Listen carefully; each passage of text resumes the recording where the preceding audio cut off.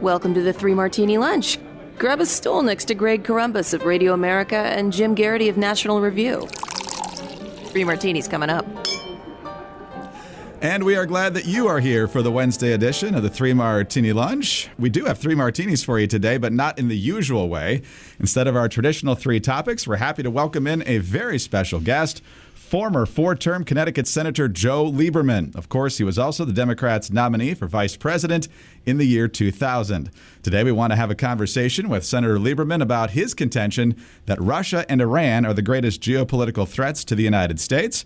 We also are going to talk about some others that could or maybe should be on that list. We also want to get his insights into the current state of politics in Washington and beyond, and whether there is such a thing as a big tent anymore. And Senator Lieberman, thanks so much for being with us. Great to be with you, and I suppose I'm somewhat relieved that the Three Martini Lunch is just a reference to three topics, but it's a story from right at the beginning of my political career. I had begun to run for state senator in New Haven, Connecticut, in a primary against the Democratic incumbent, and I was told I should go see the local political boss. So I didn't know him, but I knew somebody who did know him, and I called my friend Dennis, and I said, Dennis, what advice do you give me about going to see John Golden? So he said, go in the morning. So I'm all of 27. I say, what do you mean? He said, he has a three martini lunch. If you go in the afternoon, remember what was said. So there you go. Yeah. Excellent. Well, before we dive into your column, Senator, since Jim is from National Review, it's worth mentioning that when you first ran for U.S. Senate in 1988 against Republican Lowell Weicker, that National Review founder William F. Buckley Jr. endorsed you and may have even contributed to your campaign. How much do you think his support mattered in pulling off a win on the same night that was a pretty good night for Republicans otherwise? Yeah, I think it really was critically important. I mean, it was an unusual turn of events. So I went to Yale, and I was the editor of the Yale Daily News. And Bill had gone to Yale, 12, 13, 14 years before, but he really continued an interest in the Yale Daily News, and he was a kind of big brother to people who were active on it. So I got to know him in that regard, and we saw each other once or twice a year. He lived in Stamford, Connecticut, where I was from, although I settled in New Haven. Anyway, he called me up after I ran against Lowell Weicker, who was the incumbent Republican, and shall we put it mildly, an idiosyncratic Republican, had been aggressively anti-Reagan in some regards, particularly on foreign policy. And early in 1988, the election year, I get a call from Bill Buckley. I would try to impersonate that priceless voice, and I might try, but Joe, yeah, I'm thinking of endorsing you. Do you think it would end your campaign? I said, no, let me think about it, Bill. But he said, please understand, I admire you and I like you, but I would only endorse you because I despise Lowell Weicker. Well, who didn't really? But yes. He did endorse me, and if they ever make a movie of that election, his wife, both now deceased, Pat Buckley, was an elegant, tall lady. And after that election campaign, which I won, they invited me and my wife over to their house in Stamford for dinner to celebrate. And she's gone out with their butler, Julian, who was English, and they had passed out bumper stickers for me at the supermarkets in Stamford, and I thought, what a picture. This grande dame. and the bumper stickers, incidentally, were produced by the PAC that Bill set up for that campaign, which he called Buck PAC. And he said that it didn't raise much, maybe any money, but he announced that it was open for for membership by anyone in the state of Connecticut whose name was Buckley. Anyway, too many good stories, but I will tell you that he wrote, I think a couple of columns explaining why he was for me and why he hoped people would vote for me against Weicker. And toward the end of the campaign, there were a couple of really significant columns written, one by George Will and another by Paul Gigot, which I think, in the Wall Street Journal, which I think really had an effect on my vote. And in other words, saying to basically Republicans who didn't like Weicker, it's okay if you vote for Lieberman. He's not a communist, and he's better than Weicker, and we'll get rid of Weicker. So I never asked Bill. Maybe I did, and he just laughed and raised his eyebrows. But I really believe that he stimulated those columns by George Will and Paul Gigot because, he was the sort of the godfather, if you will, of the whole conservative movement at that time. And obviously Indeed. Had a great effect. Yeah, great effect, sure. So, Senator, I think the impetus to have you on this program came, you wrote in the Wall Street Journal January 2nd of this year. The headline is 2022's biggest challenges come from Russia and Iran. And we discussed this on our podcast, and we generally were supportive. But my initial thought was, did he forget about China? What's China got to do to get onto that list? And my understanding was not an erroneous omission. I think we all would agree Russia and Iran are threats. I think the only question is, with the Olympics coming up, who takes gold, who takes silver, who takes bronze. So walk us through your thinking on why Russia and Iran are the top two, and maybe why you wouldn't necessarily put China in the top two. Yeah, so that's a really good question, a thoughtful question. Really, in my opinion, there's two great power challenges to us, which are China and Russia over the years ahead. And then Iran is a special challenge because it's such a rogue extremist nation, and North Korea is in a different way a challenge. Well, the first reason I focused on Russia and China is because I really do believe they're a more immediate threat to American security and world security and our allies' security than China is. I think China represents a longer-term threat. I know people worry that China under Xi Jinping will, for instance, take aggressive action, even at the extreme, invade Taiwan, but I don't think that's probable or even possible in the near future. So part of focusing on Russia and Iran was to say these two this year are going to be the big threats to us, maybe ultimately, if they're not handled right, bigger than the threats we're all focused on domestically, which is COVID-19 and inflation and the economy. I must admit there's also there a sort of warning, which I probably could have stated if I had more space explicitly, which is for many people, American foreign policy should really now be all about China. And we should be totally China-focused. And I think that's not only a mistake, but it's highly risky because of the threats represented by Russia, Iran, North Korea, continuing Islamist terrorist threats, et cetera. So that's why part a recognition of the urgency of the threat represented by these two countries, and then part to say, hey, China's a challenger to us, but a different kind of big power challenger over the long term, and in my opinion, unlikely to represent a real military security threat in the near term, certainly not this year, which I think Russia and Iran both may be.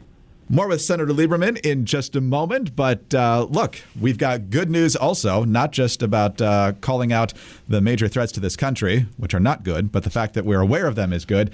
There's also good news when it comes to those of you dealing with thinning hair. Fortunately, Jim and I are not in that boat, but we know it's an issue that a lot of folks are facing and they'd like to change. But the good news is that you no longer have to choose between natural remedies and those that actually work. There's actually a holistic solution for men that promotes both healthier hair and whole body wellness without either drugs or prescriptions. Did you know that there are 5 root causes for thinning hair?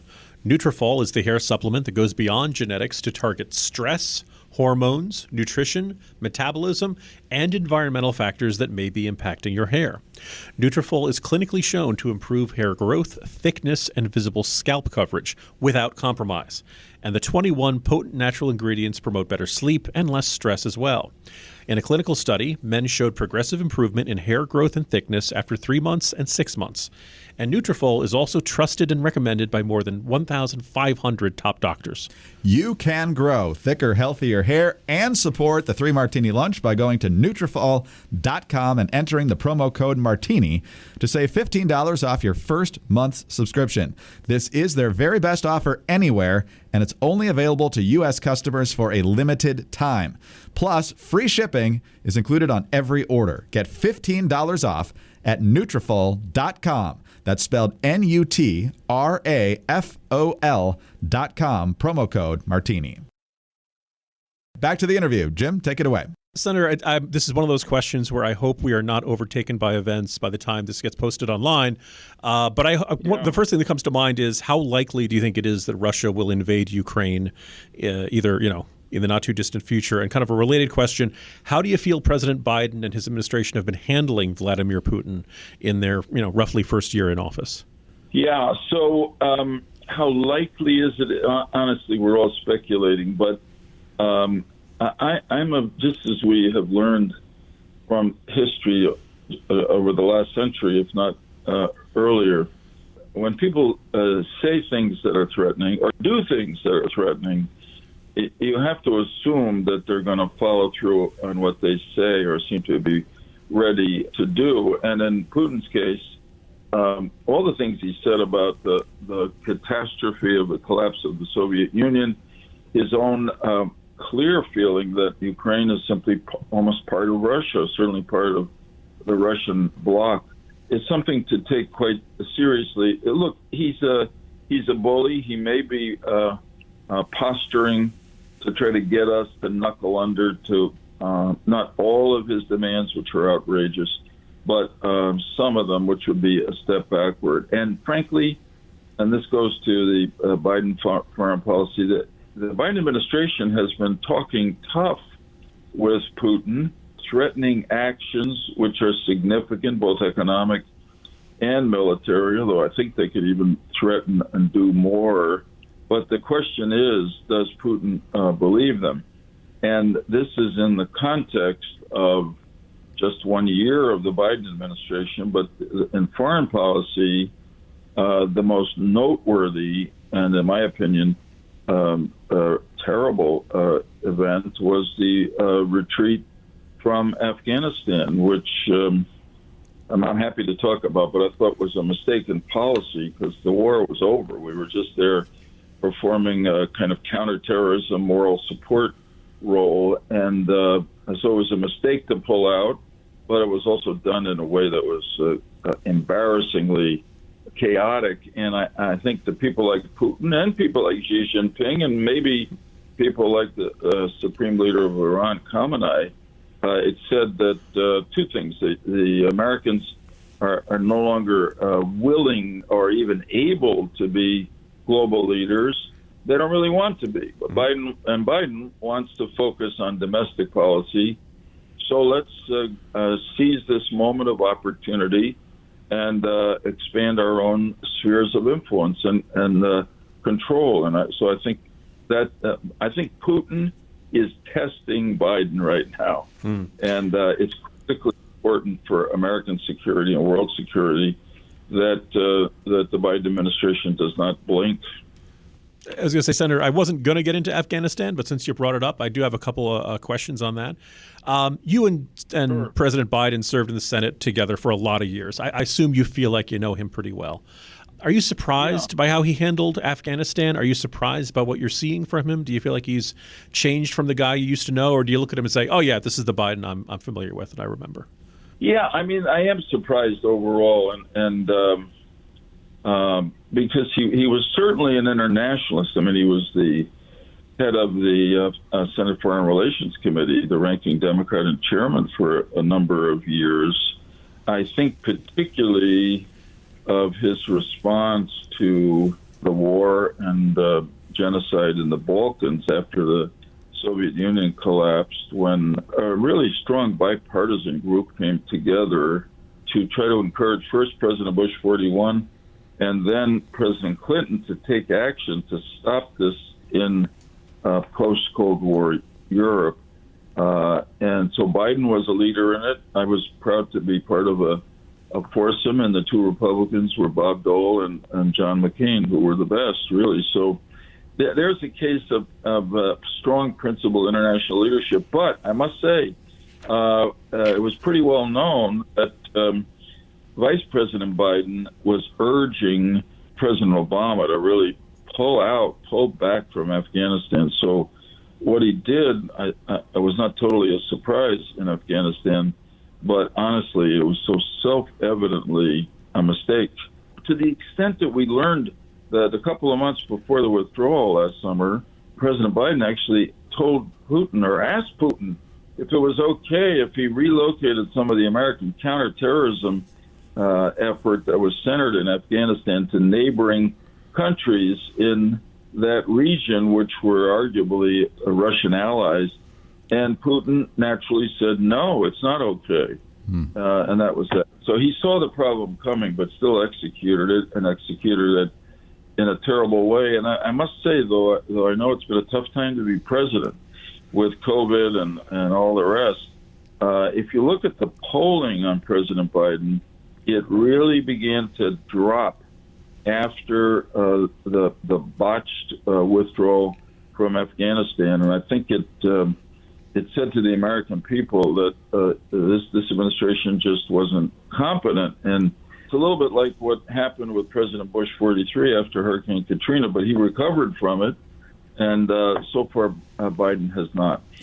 Senator Lieberman, I just want to follow up on a couple of things that you mentioned. First of all, on China, you don't think it's an imminent threat in a lot of different ways. We have seen them move pretty aggressively, though, in particular towards Hong Kong. There's also the ongoing repression, detention, some would say genocide against the Uyghurs, and they've certainly been saber-rattling towards Taiwan. So why do you not think, given at least the perception that the United States might not be in a strong position to push back, that they're not going to continue down that fairly aggressive path in the very near future? Yeah, well, that's a very fair question. Look, in saying that I don't think China is as immediate a threat to American and world security as Russia and Iran, it doesn't mean I don't think they're a threat. Sure. And they are a big challenge. They're a great power. Their economy is big. They have an enormous population. But and they've taken action that's so inconsistent with our values and our interests in Hong Kong and the Uyghurs, just as you say. And it's become a society that's constantly under surveillance by its people, by its own government. But I think that the economy there is unsettled enough. Xi Jinping is now coming up to this re-election moment for an unprecedented third term. They're patient. Unfortunately, they have a long history, and I think he will continue to be involved in all the bad behavior that you've described. But I don't think he wants to actually get into a military conflict situation in which the U.S. might get involved. Now, I will say this. If Russia, for instance, moves into Ukraine and we in some way get engaged in that, or there's no agreement in the nuclear talks with Iran in Vienna, let's say the Israelis and the Arabs, supported by the Arabs, strike at Iran's nuclear facilities, and there begins to be open conflict in the Middle East, at least to the extent that Iran is firing more of their drones and authorizing more terrorist attacks by its proxies. You know, it's possible that the Chinese would be tempted to strike at Taiwan while they think we are distracted in Russia or the Middle East. But even then, and of course that would be a very hostile act, I think they're more likely to take incremental action, such as seizing islands around Taiwan or occupying them rather than actually moving into the Taiwanese mainland. But I'm making an estimate, if you will. Sure. I guess based on my own years of experience here, And I think that, therefore, that the immediate threat, for all those reasons, is not from China. It's the big long-term threat, but not the immediate threat this year. Last question on the foreign policy. We'll get into what's going on with American politics in just a moment, Senator. Sure. And we're talking with former Connecticut Senator Joe Lieberman, 2000 Democratic vice presidential nominee. And, sir, we haven't talked too much specifically about Iran. One of the things Jim and I have talked about on the podcast in a number of different ways is our frustration with how recent administrations, particularly Obama and Biden, have addressed this. It seems like we're more eager for the deal than Iran is, and we kind of made concessions to them, certainly back at Vienna in 2015, as opposed to the sanctions forcing Iran into making some very painful decisions. So what do you make of the approach we've seen in terms of pursuing a deal and what's in the deal?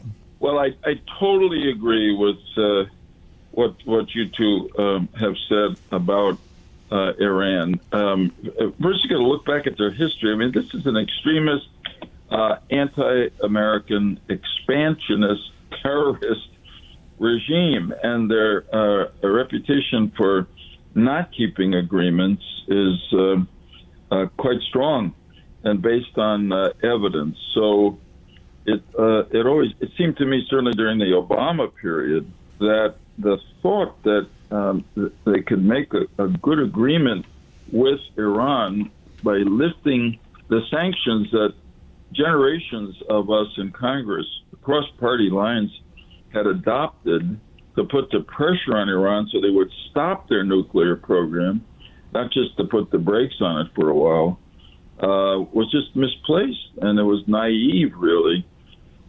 You know, at one point in that round of negotiations leading up to the 2015 Iran nuclear agreement, the Supreme Leader, Khamenei, said publicly that it is evident to him that the United States wants an agreement more than Iran does. And the truth is, Iran needed an agreement which lifted sanctions. They never wanted to give up their nuclear program. But they were right that America, for a host of reasons, seemed to want an agreement more than they did. And, of course, that's no way to enter a negotiation. I thought it was a bad agreement, and I was just thrilled, I suppose surprised too, but thrilled when President Trump withdrew America from the agreement. And I do worry now that even with Iran being led by this Raisi, more extreme than any president that Iran has had, and continuing their aggression, including firing drones at U.S. military personnel in the region and at our allies in Saudi Arabia and the UAE, that there's no basis for thinking that they're any more willing to make a good agreement with the U.S. than they were in 2015. So the only way to deal with these people, I mean, the head of an intelligence agency at least once said to me years ago that the only way the Islamic Republic of Iran will stop its nuclear weapons development program if they conclude that is the only way they can save their regime. In other words, it would have to be a minute before midnight, and they think, this is it. If we don't stop the nuclear program, we're out. And then they would do it. But unfortunately, we're not there, certainly not the way P5+1, including the U.S., are negotiating with Iran. So I think there's real danger there. Well, the international challenges, Jim, are certainly exhausting, and we'll talk to Senator Lieberman in just a moment about the domestic challenges in his own party and beyond. But if you need to rest up a little bit or just get really comfortable as you listen to the rest of the podcast, grab a MyPillow or the Giza Dream Sheets. The towels are also fantastic, but right now they're really focusing on the fantastic deal you can get on the new My Slippers, because right now, when you use our promo code MARTINI, you can get 40% off their new My Slippers at MyPillow.com. Now, these just aren't any slippers. They've spent 2 years in development to ensure the highest quality and comfort. The My Slippers are designed to be worn all day if you like, indoors, outdoors, wherever you feel most comfortable. They're available in moccasin or slip-on style and available in a variety of colors and sizes. And the My Slippers are made with quality leather suede and the exclusive 3-tier cushioning system. This has the My Pillow patented fill, the impact gel, and the memory foam. For a limited time, the new My Slippers are 40% off. Go to mypillow.com and click on the radio listener square. Do not forget that part. Enter the promo code Martini or call 800-874-0104. Now, while you're there, do take advantage of the deep discounts on all MyPillow products, including the Giza Dream bed sheets, the MyPillow mattress topper, and the MyPillow towel sets. You can only save that 40%, though, on the new My Slippers with our promo code Martini. So use that promo code Martini when you call 800-874-0104 or when you go to mypillow.com. Senator, let's move now to domestic politics, and particularly groupthink and versus independent think in politics today. You certainly were out on an island within your party at various points, certainly over the Iraq War. I also remember you opposing the public option in Obamacare. You ultimately voted for the final package, but made sure that the public option was not in there. And I'm sure you most endeared yourself to your party when you endorsed John McCain in 2008. So now that you see folks like Joe Manchin and Kyrsten Sinema taking slings and arrows for standing up for the filibuster, and in the case of Manchin, at least, I don't know if Sinema ever said what her final position was on that Build Back Better bill, but a lot of venom going towards Sinema and Manchin in a evenly divided Senate. So you know better than most what they're standing in right now. So what do you make of the current debate, and where are we in terms of where you're allowed to think in your own party? As I said to Joe Manchin personally a while ago, I feel your pain, buddy. I've been through this. And just in a kind of group interaction, there's so much groupthink, to use your word, which is a good one, in both parties. And if you separate from it and you're still going to that party caucus every week and you're going to the party policy meetings every week, you become, really, you're an outsider. And it's no fun. But you know what? I look back on those situations you described, and I wouldn't have done it any other way, because I felt like I was doing what I thought was right for the country or for my constituents. And ultimately, that's the test you have to apply to yourself. You get to a point where you have to say to yourself, I think, in Congress or whatever other elected position you have, So when this is over, what am I going to look back and say? I played it safe. I followed the group, and I got reelected 3 or 4 times. Or do I want to say, I did what I thought was right for my country, not just for my party or some ideological or interest group. So I really admire Manchin and Sinema and appreciate what they're doing. I think it's critically important. I think they happen to be right on the substance, but just the idea of what they're doing, which is standing up against, a kind of mass groupthink, and it's just not, it's not logical. And the other thing going on here is that I was privileged to be in the Senate 24 years. I had a chance to do a lot of things that I feel good about. I certainly didn't succeed at everything I try to do, but every one of the things that I feel like I helped accomplish was always with Republicans. They were always bipartisan. That's the way to get things done, because you need 60 votes in the Senate, and that's one of the reasons why I think the filibuster is good, because it encourages bipartisanship. But the truth is, if you adopt big measures when members of only one party supporting them, probably when the other party takes control of Congress, which they inevitably do, those programs are going to be in jeopardy. In a way, that's the story of the Iran nuclear agreement.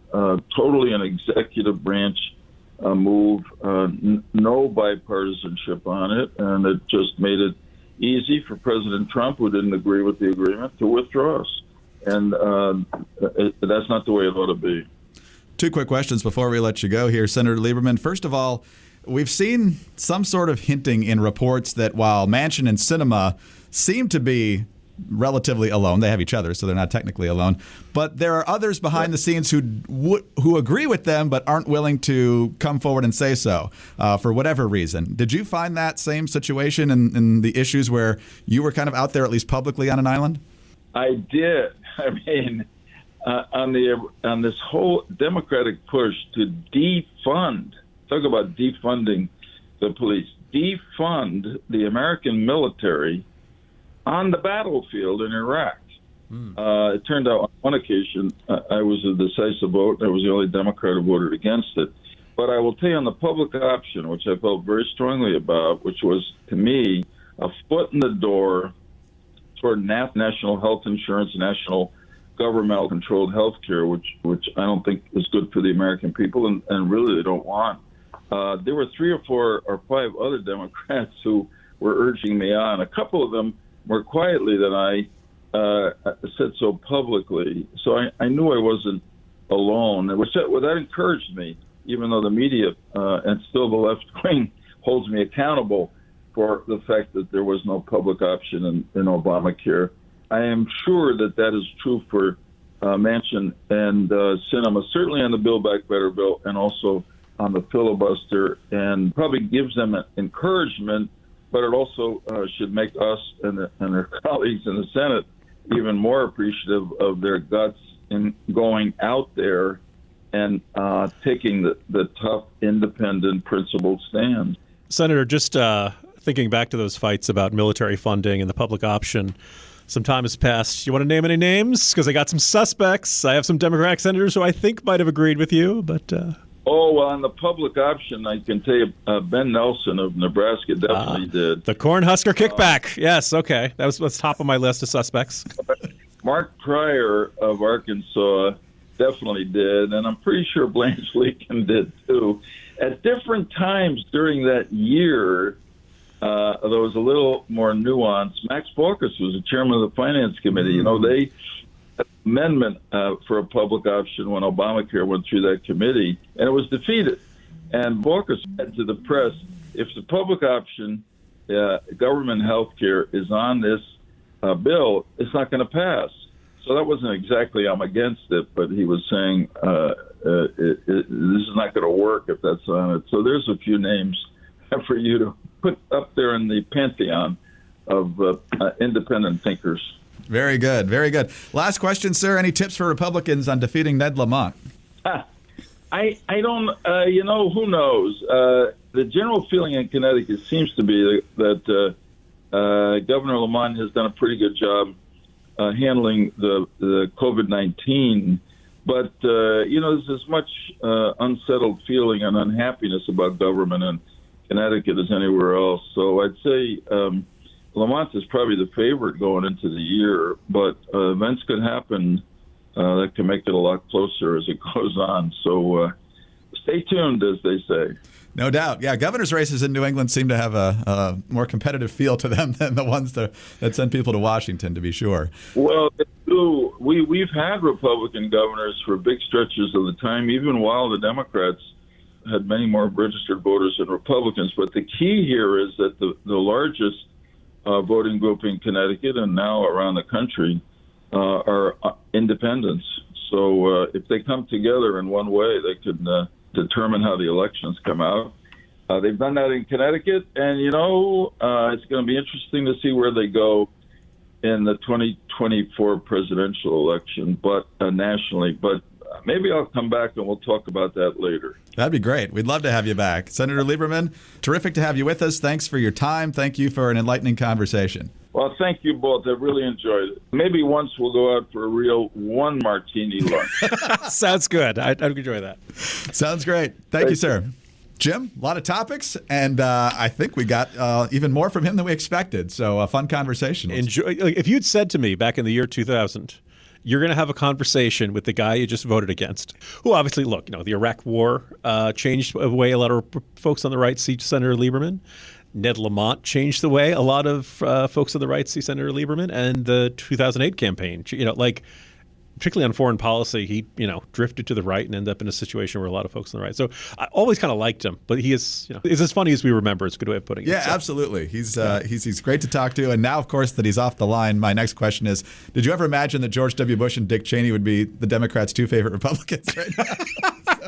Remember all the chimpy Bush Hitler, yes, and Darth Vader, and Yeah. My hope, by the way, for all those people who want to see some sort of unlikely scenario in which the Democrats give up and are so frightened of Trump they don't run Biden, they don't run Kamala Harris. My dream would that they run Congresswoman Cheney and that she would select, I don't know, maybe Texas Commissioner George P. Bush. So the Democratic ticket in 2024 would be Cheney Bush. And getting all the Democrats to say, actually, they could flip space. So, Bush, Cheney, 2024, Bush, Cheney, from the Democratic convention, I just think could be fantastic. I think that would be quite a generational shift right there, to be sure. Yeah. Anyway, great day. And tomorrow, our usual fare. Jim, I'll see you tomorrow. See you tomorrow, Greg. Jim Garrity, National Review. I'm Greg Corombos of Radio America. Thanks so much for being with us today. Do subscribe to the podcast if you don't already. Thank you, as always, for your kind reviews and your 5-star ratings. Please keep those coming. Get us on those home devices. All you have to say is play 3 Martini Lunch podcast. Follow us on Twitter. He's at Jim Garrity. I'm at Dateline_DC. Have a great Wednesday, and please join us on Thursday for the next 3 Martini Lunch.